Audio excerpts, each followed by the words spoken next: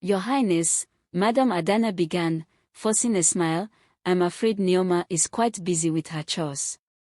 Surely you'd prefer to speak to one of my other daughters, Ifeoma or Chioma. Olan's expression didn't waver.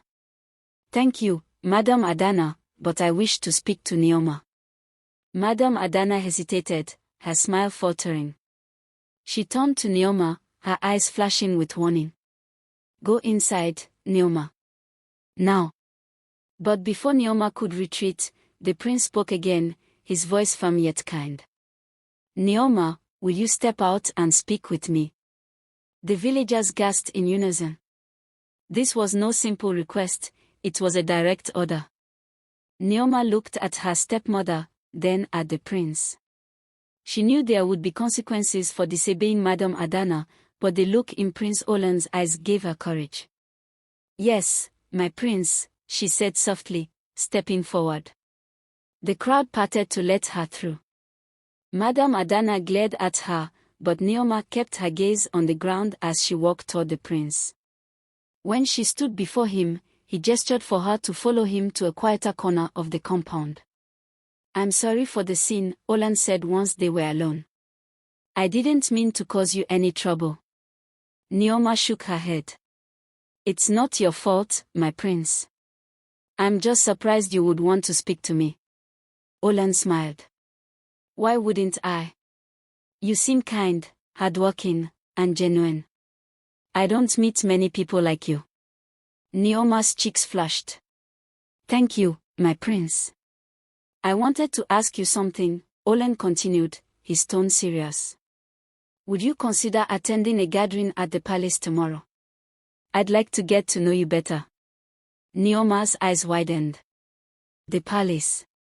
But I'm just a servant in my own home. I'm not like the other girls you've met. Exactly, Olan said, his gaze steady. That's why I'm asking you. For a moment, Nneoma couldn't speak. Her mind raced with doubts and fears. What would her stepmother say? How would the villagers react? But beneath the fear, a tiny spark of hope began to grow. If my stepmother allows it, I will come, she said finally. Olan nodded. I will make sure she does. Until tomorrow, Nneoma. As he walked away, the crowd erupted into whispers. Nneoma turned to face Madame Adana, whose expression was thunderous. Ifeoma and Chioma stood behind her, their faces twisted with jealousy. You've embarrassed me. Madame Adana hissed as the villagers began to disperse. We'll talk about this later. Nneoma lowered her head and returned to her chores, but her heart felt lighter.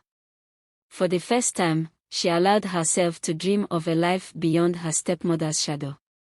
The morning sun bathed the village of Umuaka in a golden hue as Nneoma nervously prepared for her journey to the palace. Madame Adana, fuming but powerless against the prince's wishes, begrudgingly handed her an old wrapper to wear. It was plain and worn, a sharp contrast to the lavish outfits she had reserved for Ifeoma and Chioma. Don't embarrass me further, Madame Adana snapped as Nneoma adjusted the wrapper. Go do whatever the prince wants, and don't forget your place.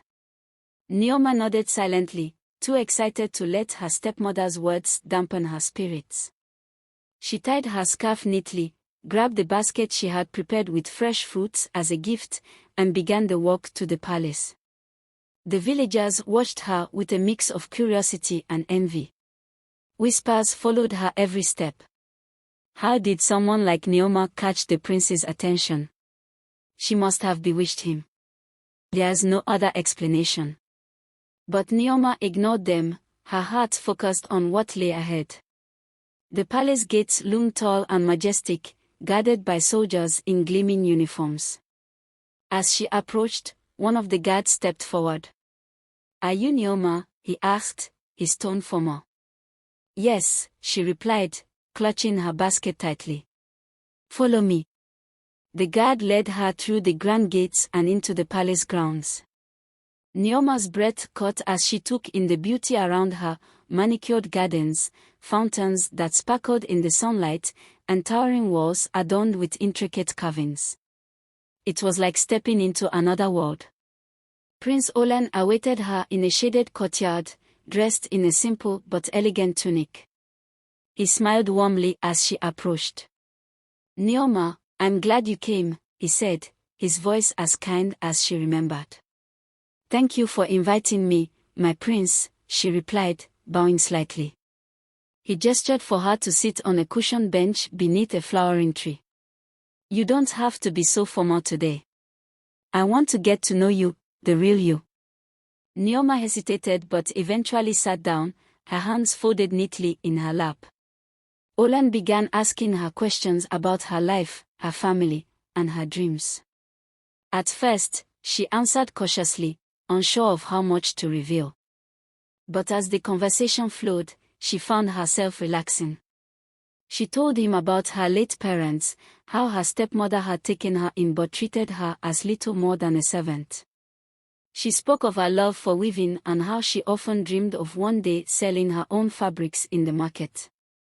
Olan listened intently, nodding and asking thoughtful questions. "You're incredibly resilient, Nneoma," he said after a while. "Most people in your position would have given up on their dreams, but you haven't." Her cheeks flushed at the compliment. "Thank you, my prince, but I don't feel resilient. I just keep going because I have no other choice." "That's exactly what makes you strong," he said, his gaze steady. "And it's why I believe you deserve more than the life you've been given." Nneoma's heart swelled with gratitude and a glimmer of hope. For the first time, she felt seen and valued for who she truly was. As the sun dipped lower in the sky, Olan rose to his feet. "Thank you for sharing your story with me, Nneoma. This isn't the end, it's just the beginning. I have plans for you. But for now, let me escort you home." They walked back to the village together, the prince's presence drawing astonished stares from everyone they passed. When they reached her compound, he paused and turned to her. "I'll be back soon," he said. "Take care of yourself, Nneoma."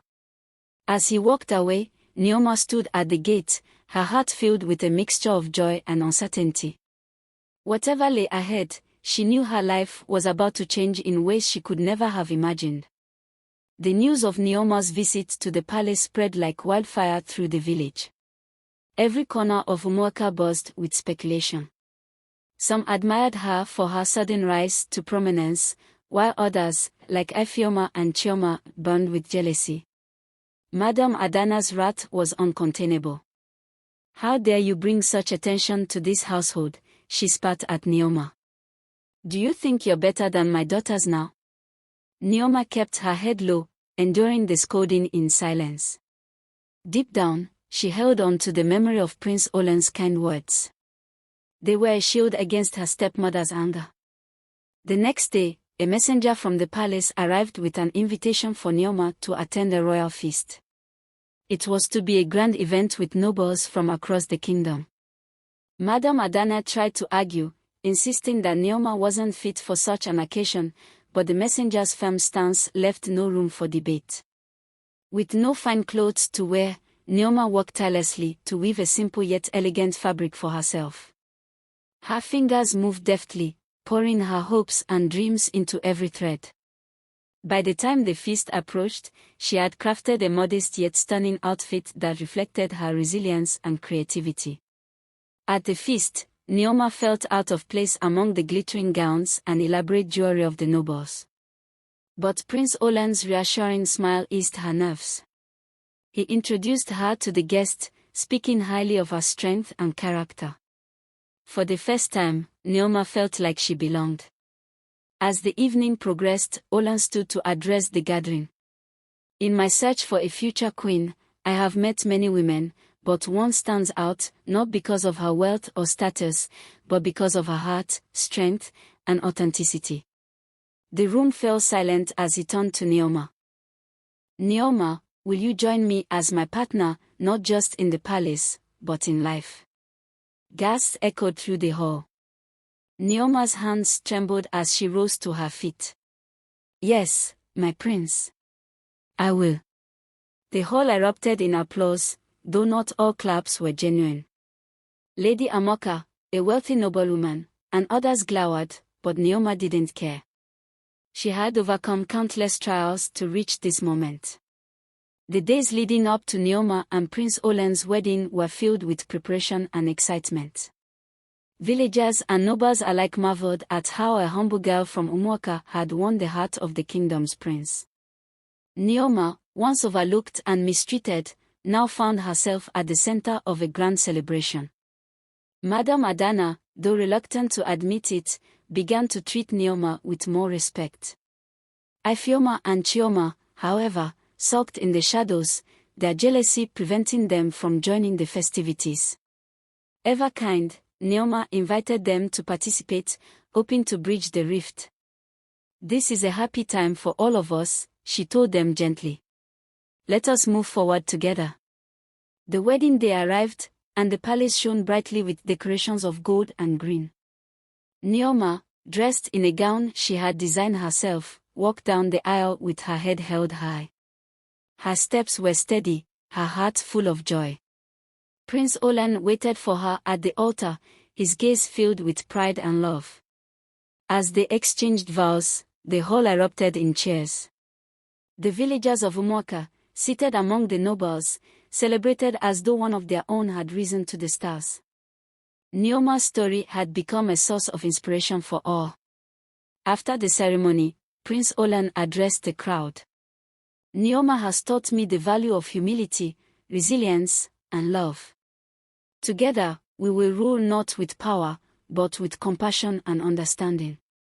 Nneoma's journey from the stream to the palace had been long and challenging, but it was also deeply rewarding. As she stood on the palace balcony, looking out at her new home, she felt a deep sense of gratitude. Her journey had been filled with obstacles, but she had emerged stronger. With Prince Olan by her side, she was ready to embrace the future and the adventures it held.